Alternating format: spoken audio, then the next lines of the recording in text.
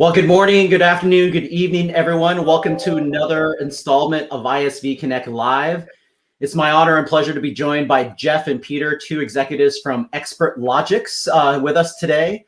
But before we get to them, as we normally start out, let's do a couple of quick housekeeping items. One is we would love to hear where you're watching this from. We love the engagement. So in the LinkedIn window, if you just want to type in if you're watching from Belgium, if you're watching from Denver, Colorado, if you're watching from wherever you may be watching, feel free to put that in the LinkedIn comment window. Also, if the dialogue seems to be resonating with you or you like a specific comment, we'd love to have you engage in the conversation. So ask questions, utilize one of the engagement icons at the bottom within the LinkedIn feed, whether like, support, etc. So just so we know that the content is resonating with people. And so with that being said, welcome Jeff, welcome Peter to the ISV Connect live show on a Monday. Thank you, Brian. Great to be here.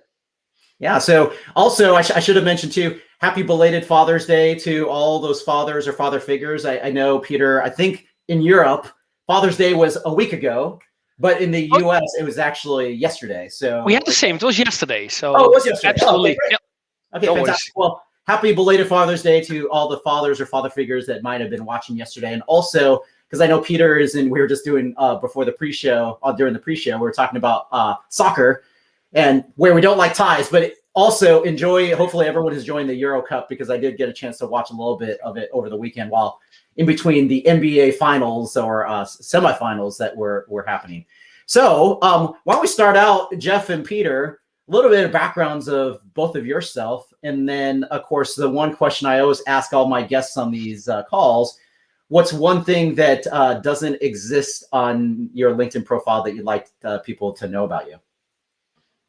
Go ahead, Peter. Yeah, you want me to go first? Okay. Sure. So my name is Peter. I'm married. I'm 43. I have 4 kids. I love my life. And what I do at Experlogix is to explain. I have a history in ERP over 20 years. So I built up and ran some small to fairly large dynamics partners in Europe. In the end, ending up as the CEO of Econ Solutions, managing the States mainly, which of course merged into and with Experlogix a year ago. At this moment, I'm the Vice President of Product Management, which means I run our global product management group. While we analyze trends, we make sure that we understand what's important to our customers. We define what we need in terms of functionality today into the future. And we manage that whole process from the beginning, or the definition of the requirements, until we hand it over to sales and operations to sell and implement. And besides, I have the strategic roadmap conversations with Microsoft, where we try to stay aligned to what we do. As you know, Microsoft is heavily partner engaged, and we're one of the preferred partners around CPQ. So we're working intensely with Microsoft to build the right things. Yeah. What's not on my LinkedIn? To answer that question, yeah. I had to think a bit. I think what a lot of people don't know is that I'm a very active kickboxer. So almost every morning I try to train with a couple of world-class kickboxers and try to prove I'm still 25, which I'm not. And they'll go home crying, but at least I gave it a try. So yeah, I'm a pretty fanatic kickboxer. I think that's not on my LinkedIn profile. I love it, Peter. I mean, it's not something I personally have done, but I've watched that because, of course, there's the MMA and all those things that happen in the U.S. And I'm always impressed with the athletic capability of what you need to do, especially when you're using your legs and how high you're having to kick. The name Bas Rutten probably rings a bell with you. He lives in LA. He's one of the Hall of Famers of the UFC. He actually trained in our gym. My trainer laid the foundation for his career. He lived in the same village as where I live today. So. Wow, it's all these things that we learn new on these. That's what I love about these shows, because we learn about all this kind of small world of all these things that come together. So thanks, Peter. And then one thing, just for the people watching, if you've never heard the term CPQ, and we'll get into that in much more detail, it really stands for Configure, Price, Quote, and that is the sweet spot for where Experlogix really dives in. So Jeff, we'll pass it over to you. Give us a little background on yourself, and then what's on your LinkedIn profile. All right, cool. Thanks again. Thanks very much for having us as well. We're super excited to be here, Brian. I'm the Vice President of Sales and Marketing for Experlogix. I've been with Experlogix since 2005, so it's been super cool for me to see the evolution of Microsoft Dynamics over the years. I had a fantastic Father's Day yesterday. My wife and son treated me like a king, so I'm coming off a high from that. It was a lot of fun. I would say one thing that's not in my LinkedIn profile is I'm an avid racket sports player, so I play a ton of tennis, but I'm also very addicted to pickleball, which is the fastest growing sport in the US right now. So it's a lot of fun. If you've never heard of pickleball, think of playing ping pong, but on a large court. So it's a very fast, fun activity. The other quick thing I would share, although I won't be able to train with Peter anymore, but 20 years ago, I did get my black belt in Taekwondo, but that was a long time ago. So, yeah. I would love to see that match. That would be. I would not like to see that. Okay. No. I was going to say maybe Experlogix internally could have some type of internal fun type of pads and all that. You're making a joke. So a couple of my ex-colleagues from the States visited and they don't want to participate in a training. And I actually severely injured a colleague once when I kicked his elbow. He had this huge bruise on his elbow. Ooh. And he couldn't type for 3 weeks. So I'm not sure we should go this way, guys, because... Well, thanks for sharing that, Jeff and Peter. Gosh, it's so interesting. I agree, Jeff. My family got a little bit into pickleball last year during, of course, we're still in the pandemic, but one of the things we did in our neighborhood, we actually have besides the tennis court, they actually put a pickleball court in. Nice. So imagine, for those of you who haven't, as Pete just mentioned, imagine a wiffle ball with a paddle. And that's really, it's back and forth, and it's a fun game for all ages, no matter what the skill level is. And I think to your point, Jeff, that's probably why it's so popular. Yeah. So before we get into the meat of the show, let me do a quick shout out and thank you everyone who was participating, who put where you're watching from.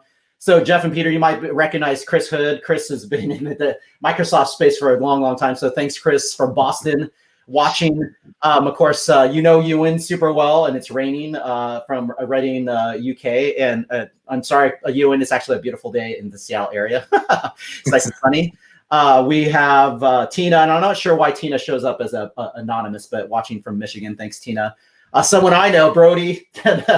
Brody, it's always good to see you. Thanks for watching from North Carolina. Andres, who Peter, you probably know super well. So yeah, sorry, Andres, didn't want to threaten you here.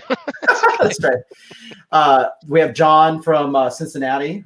So it's always great to start the week here from an ISV, and I'm sure both of you might know John. And then Alba, thanks for watching from Spain. She's part of our Microsoft European team. So continue to keep that coming, guys. We'd love to, again, do quick shout outs. And also, if you have a question, as we're having this dialogue with Peter and Jeff from Experlogix, feel free to ask it. So the first question, and both of you can feel free to respond, is you're thinking about lead to quote, especially in pandemic or just in all these companies that have sellers. And when you think about certain things that they sell, and if there's components or capabilities that all have to come together, give us a sense for how do you tackle that problem? Because I know that's the sweet spot of what Experlogix do. How do you tackle that problem, and how do we do it together? To your point, Jeff, because you've been here longer than when I started back at Microsoft in 2006. So you beat me by a year.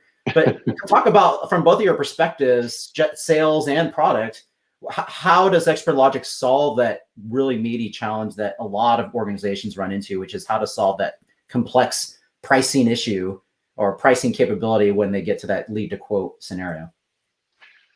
Yeah, I think from a sales perspective, what our customers find is that they're looking for a single source of the truth and a single place to be able to develop a quote for their customer with speed and accuracy. So to put all that engineering knowledge, all that pricing information into a CPQ application that's tightly integrated with Microsoft Dynamics CE or Supply Chain Management or Business Central, then empowers that sales rep to deliver a quote to spec out the ultimate product or service for their customers, super fast with 100% accuracy.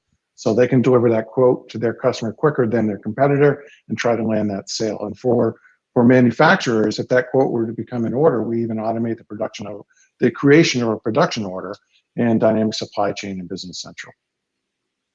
I love it, Jeff. Go ahead, Peter. I think you can imagine we all bought a car once in time, right? So nowadays you can go to a website, you configure the car, you get the whole car ready, priced, and you can even order it online.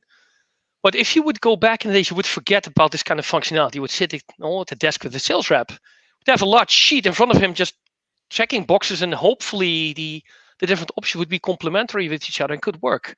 But how about indeed a 50,000 line bill of materials getting generated?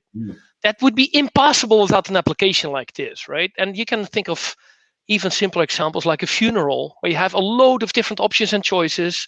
The family wants to go online and configure the tombstone and see how it would look if they would, buy it that way. Uploading, files with the people who want to attend the funeral. There's a load of scenarios you can think of, but there's a huge time saving if you add a solution like this to your portfolio. Yeah, I love it, Peter. I think another good example that I've personally come across too is the complexity of when you put all those things together, what can you or cannot put together? Because I think to your example of a car, certain times when you put a car together, the wheels or the trim, or there's certain things that a seller making the unfortunate, not intentionally, but making the mistake that they think, oh, on a piece of paper, oh, I can add that. But having that logic to what you, Jeff, and Peter were talking about, that logic built in to prevent errors from occurring, but also approvals of certain things like, oh, well, maybe there's a special approval that has to occur. So maybe talk about those use case scenarios as well, because I know that's also amazing value that customers are challenged with, and they're trying to figure out, okay, how do I put that together? And to your point, Jeff, across traditional customer relationship management and ERP, regardless, it could be both or one or the other, that whole thing. So maybe both of you talk about those use case scenarios of special processes and flows that occur within the system to actually prevent those types of things from happening. Yeah, go ahead, Peter. I'll let you jump in.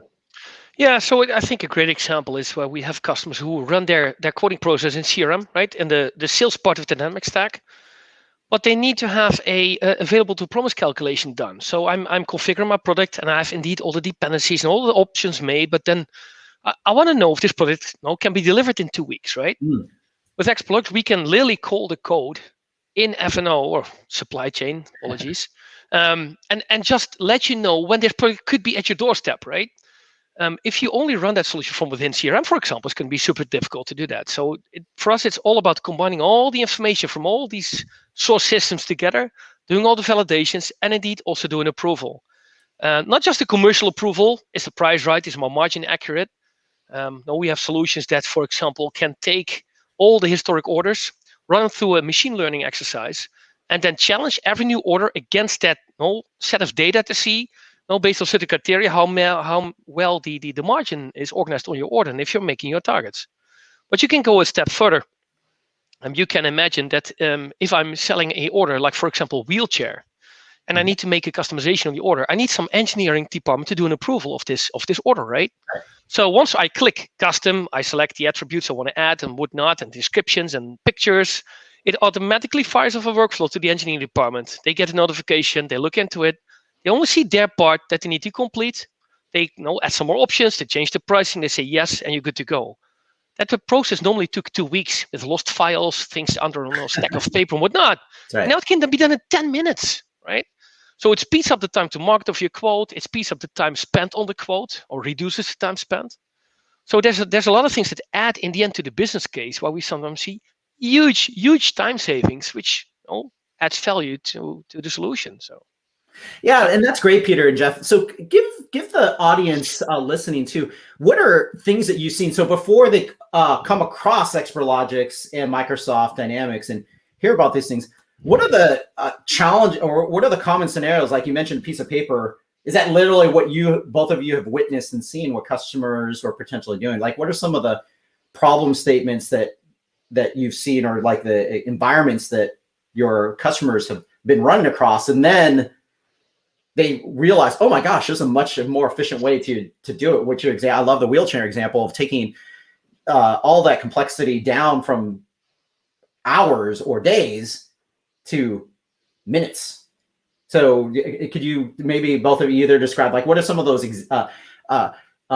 environments that those customers may be running into before they actually come across Experlogix? Is it really just a pen and paper? Are sellers out there with a sheet checking a manual piece of paper to kind of get that in, and then emailing that or scanning that and faxing that to someone to say, here it is, and then someone goes and tries to go code it or build it?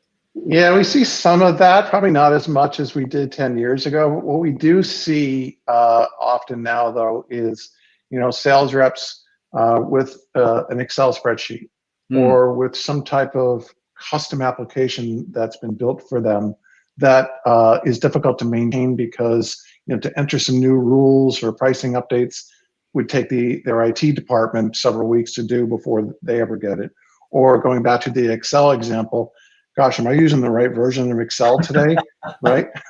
Yeah, that's right. And I need to leave Dynamics to go out to Excel to do my quote, and then maybe copy and paste it back into my opportunity, all the forecasts. It's a lot of manual work, ripe for human error and mistakes. And at the end of the day, that customer needs a quote, and they need that quote fast, and they need it correct. Because if we deliver a quote that's has mistakes on it, we're either going to have to eat the charges, or we're going to suffer from some blowback from the customer because we've made all kinds of mistakes.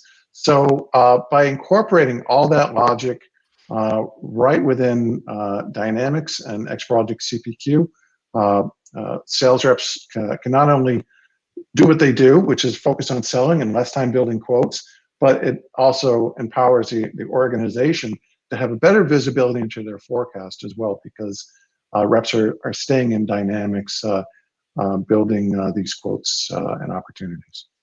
Oh, thanks, Jeff. I mean, that's what an amazing example, because I've witnessed that myself, where you're right. Like a pricing team says, "Oh, here's the latest version." The seller may have missed it in their inbox, and all of a sudden they're still quoting something old. And I love your example too, where someone does make the decision to deploy a business application like Dynamics, either for front office or back office, traditional CRM or ERP. Right. Exactly what you had said. You want that user to stay in context, in the flow of that experience. Right. And that's what has been amazing about the partnership, which will lead us to this question of how the partnership has flourished and blossomed. That experience directly in the tool, where someone doesn't have to leave and come back. It's all baked into that experience. So exactly your point, Jeff, a user, the seller, can stay in that experience and do all those things without having to leave, disrupt what they're trying to do. That's all stayed within the same experience. Which and guys, not just the seller, right? What we have seen, it has been sped up by COVID, of course, is nobody could go to stores anymore, to businesses to order a thing. So everybody had to go online, right? Which made a lot of companies think, should we go direct instead of through dealers and whatnot? Yeah. But everybody had to suddenly expose their products on the web. Now, if you have standard products, no worries. You put them in the web shop, you order them, you get them going. But if you have customizable products or complex services or something, then you need to do something more, right? We call it omni-channel CPQ, which means the logic that these sales reps have in a maybe slightly modified form, because a consumer doesn't need to see your margins or maybe stock levels, but they need to be able to configure their own products too. So normally I would go to a furniture store, buy my sofa. Now I need to have to go online, right? And I need to configure my own sofa. You would be surprised how many properties a sofa could have, right? So that's right. That's really, really intense. So we have seen a huge increase of demand for online CPQ channels, where customers have to be able, or dealers or resellers have to be able to configure products or services. And that's a great bridge to your next question, right? Because Microsoft, of course, also has sped up the release of Dynamics Commerce. Now, guess who's the first CPQ that's going to launch a configurator on Dynamics Commerce next week? That's us. So we have aligned with Microsoft to this important initiative, became part of the Retail Cloud, and developed the first configurator for commerce in this case. So it basically supporting the trends that we see, but the online one is a very important one. It's not just for the sales reps. It all goes online these days, right? So. Yeah, what a great point, Peter, because you think about, we're still not out of the woods yet, but we're hopefully getting closer. That whole, to your point, digital experience that now customers expect, because COVID it wasn't the CEO, it wasn't the chief technology officer. COVID was the one that really drove digital transformation across many different organizations. When an organization wanted to or not, they had to go do that. And that example that you just said, Peter, is fantastic, because people kind of expect to do things on their own, or drive up and expect like, hey, their stuff is going to be put in their car. There's so many things that have changed, and exactly your point, like they're pushing the envelope with customers who need to transform to meet the demands of their users. So let me transition to that very question, and Jeff, you'll have probably a really good point of view on this because you've been at Experlogix for so long, and have been exposed to the Microsoft partnership for so long. Give us a sense for what has that experience been like? I mean, you've been at it since 2005, and I don't know, I can't remember, Peter, when you specifically joined it because you're part of the team that Experlogix merged with, and I know part of that you were probably exposed to Microsoft. So give us both of you kind of a sense for how has that partnership been like in the work that you do with our team, with R&D, with the whole sellers, because we not only have customers or people listening for these types of opportunities, we also have a lot of partners who may be looking to go, well, should I invest in doing a partnership with Microsoft because they're doing it with some other business application vendor? I can tell you from 16 years of experience with Microsoft, it has been and continues to be a fantastic relationship with Microsoft at every level of the organization.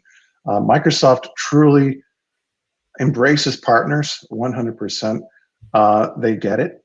They have a partner ecosystem that I would submit is the envy of software OEMs in the world, and it shows. They really understand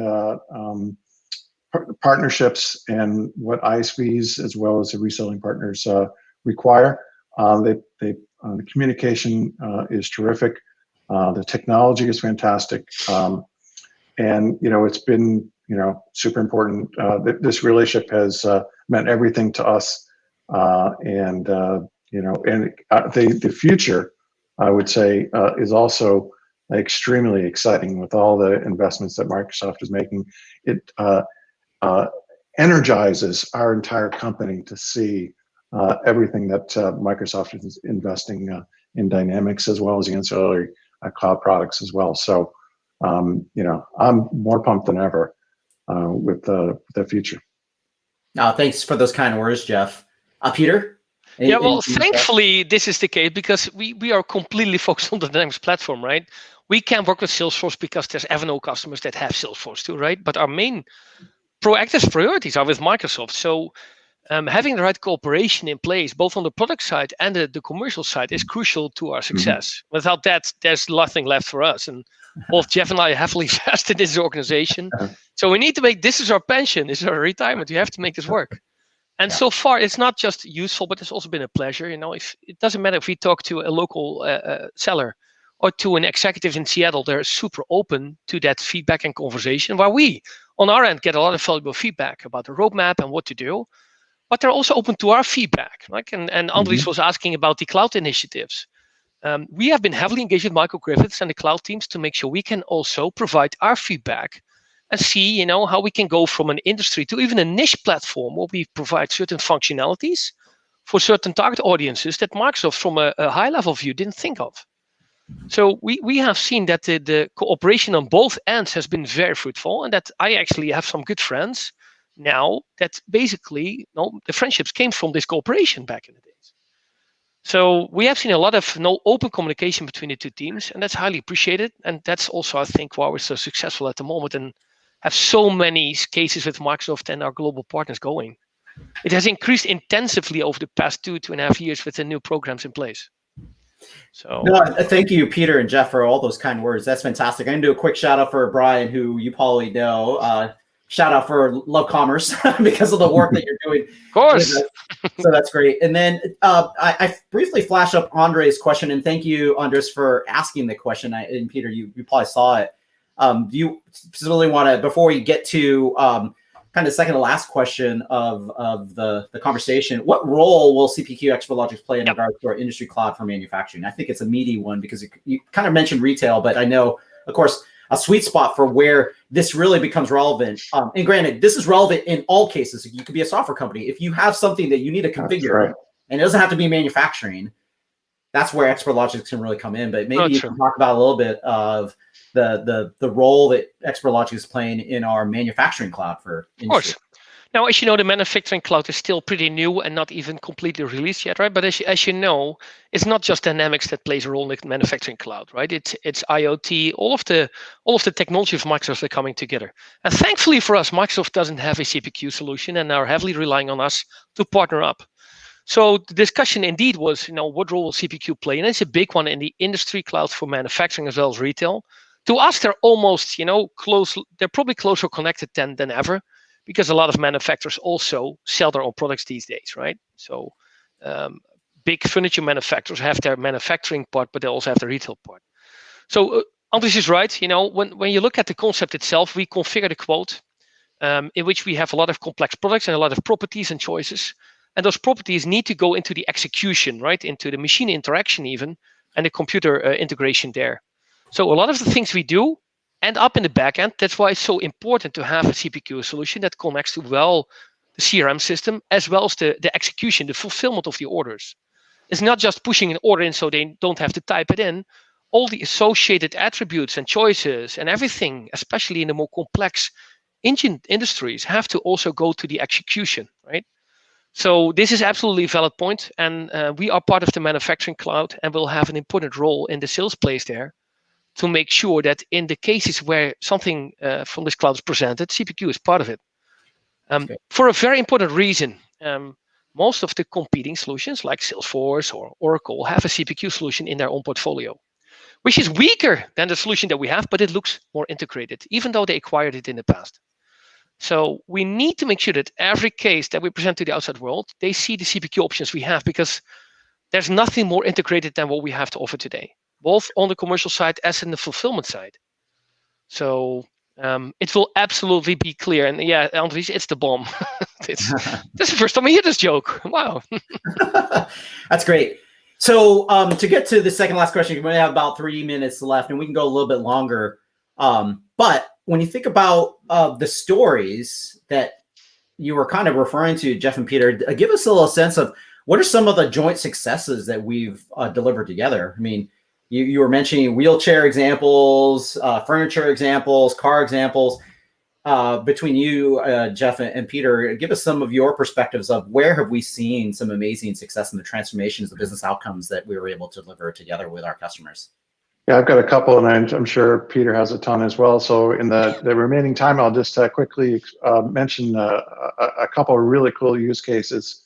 One is Akuma. Akuma manufactures CNC machine tools, mills and lathes, extremely complex machines to configure and quote. Akuma has deployed Experlogix with Dynamics to enable their dealer network to configure these quotes through a portal. Those quotes then transfer over to CE, where an internal Akuma sales rep can collaborate with that dealer to finalize the quote. When that quote becomes an order, they're then pushing that order from CE over to supply chain to create the production order, where we're automating the bills of material and routing to blast out the order for that machine tool. So it's what we call a true end-to-end CPQ experience from the web to CE over to supply chain. Another example more on the consumer side would be Malibu Boats, which is a really cool wakeboard manufacturer. Same thing, they go to market through dealers exclusively. Their dealers are logging into a dealer portal, configuring that boat. Oftentimes, we're pre-COVID, alongside a customer, picking out colors, where do you want the speakers to be, all kinds of cool accessories, and Experlogix is guiding their dealer sales rep through each of the steps involved to configure that boat. Again, when that quote becomes an order, we're creating the production order in their ERP system. So it was a true end-to-end automated experience for Malibu as well as Akuma. Gosh, Jeff, I love both those examples. I particularly love the boating example, because I think all of us who live near water would love to be able to imagine configuring a Malibu boat and have it delivered or picked up to get it. And so, Peter, do you have any specific examples? Yeah, of course. I think another great example is Heineken. We all know that company, right? They have a huge distribution network. And the quotes of these companies are super complex. They have a huge variety in their assortment, right? So if you sell 10 cans of beer, you get 5% of the peanuts. If you don't take the peanuts, you get 1 can of Fanta for free. You know, there's a load of rules that they had to put in place, and they all did with our CPQ solution. Another one that's pretty amazing that I thought was the number 2 in the office furniture world, called Hayworth, was a co-sell with Microsoft, a very, very competitive case with a large ERP solution that starts with an S and ends on AP. The difficulty with this one is furniture seems easy, but you can imagine if you have a lot of different construction plants. In one plant, you construct the whole sofa or the chair, whatever you do. In one other plant, you only construct half of it, and the other half gets purchased from a vendor, right? Mm-hmm. So depending on where you produce the product, the whole bill of materials get reproduced, and the whole routing too. So it doesn't stop just with the sales, which can be pretty complex for a whole project for a new building for BMW. Then when the order is placed into production, they basically have to reconfigure the whole thing in the background automatically to regenerate routes and orders and BOMs and whatnot. So it's a very, very complex scenario, and we're even able to handle that with all the intercompany transactions globally. That was the one that we were very proud of. I think the last example was even funnier. It's a funeral firm. I can't disclose the name. They had 200 sales rep selling funerals, right? So somebody passes away, you have to sit down with them. It took them an average of 2 hours to come up with a quote, because there's a lot of complexity and a lot of options. They just had to check if this is available, can I do this there, and etc. They could do the quote in 15 minutes as our solution if they wanted to. Now, you don't want to rush with a family that's in grief, so they made it 1 hour, but they saved 100% time on each quote with 200 sales reps. Now, imagine the value of that sales case, right? The ROI was insane of that case. So what we're trying to say is, if you look into the value selling that we do, all of us, right? We do the business value assessments with Microsoft. If you look into the value, a lot of that can be driven back to the CPQ solution, and it's the time saved. If you make 1% more in each quote because of less mistakes, huge amount of money, right? So if you look at the business case, I would say typically 50% of the business case is in this area of the project. Mm-hmm. So. Gosh, Peter, Jeff, those are amazing examples. Beer to furniture to funeral services. That's a vast array of examples, and I love the outcome, which is just to your point, the time savings and the accuracy pays for itself, because it's when you look at that money value of what that means in that space. That's, to your point, Jeff, where you're talking about it really drives that better efficiencies. Right. So that being said, I know we're a little over time, so thanks everyone for watching. So as we wrap up, Jeff and Peter, how do people learn more? Of course, we're doing this on LinkedIn, so I encourage everyone watching, if this was something interesting, either from, hey, you're a potential buyer that's listening and like, something that Jeff and Peter talked about, we're all on LinkedIn, so feel free to reach out to Peter and Jeff and the Experlogix team on LinkedIn. But Jeff or Peter, what are ways that people can learn more, and a call to action you'd like to share with people listening, either live or after the fact during the replay? Sure. Certainly, you can go to experlogix.com. You can shoot a note at info@experlogix.com. Also, our Microsoft Alliance Director is standing by for any additional questions you might have. Her name is Tina Sanders, and she can be reached at tsanders@experlogix.com. And of course, our LinkedIn profiles are available as well for you. That's great. Peter? Yeah, likewise, reach out to us when you can, when you want to. We have YouTube channels. We have all the social media relevance. There's posts on LinkedIn every day. But if you send me, Jeff, Tina, a message, we'll reply within an hour to get you going and the information they need. So, and otherwise, Brian knows how to find us, right? So that's right. Yeah, so the other thing I'll mention is that we also put together this container, just aka.ms/Experlogix, has a few pointers and links to things that Peter, Jeff referring to, but it also points to the listings on the Microsoft App Source, our marketplace, that showcases the capabilities that Jeff was referring to. And eventually, as Peter mentioned, you will then see a Dynamics Commerce offering that will appear there, hopefully within the next few weeks, as you mentioned. So, absolutely. Yeah. So before I wrap up, thank you again, everyone, for watching. As I mentioned, we do these ISV Connect live shows every Monday. So right before the July 4th holiday, Independence holiday of the US, we have one more next week. Totally different ISV from Experlogix, a digital adoption platform solution, a company called Pendo. So look for that next week at 8 o'clock West Coast time, since we do this on ISV Connect Live. But again, Jeff, Peter, thank you so much for the amazing dialogue conversation, the stories you're telling, the impact that you guys make, and then first and foremost, the partnership. I truly appreciate the engagement we had over the many years that I've known Experlogix contacts. So I can't thank you enough for investment of time you made on this call, but also just with the ongoing partnership that we have together between Microsoft and Experlogix. Of course. Thanks for having us, Brian. Appreciate it. Thanks. Loved it. It was great. Thank you, Brian. Yeah, sounds good. Be well. Be safe, everybody. We'll talk soon. Take care. Yes. Bye-bye. Bye-bye.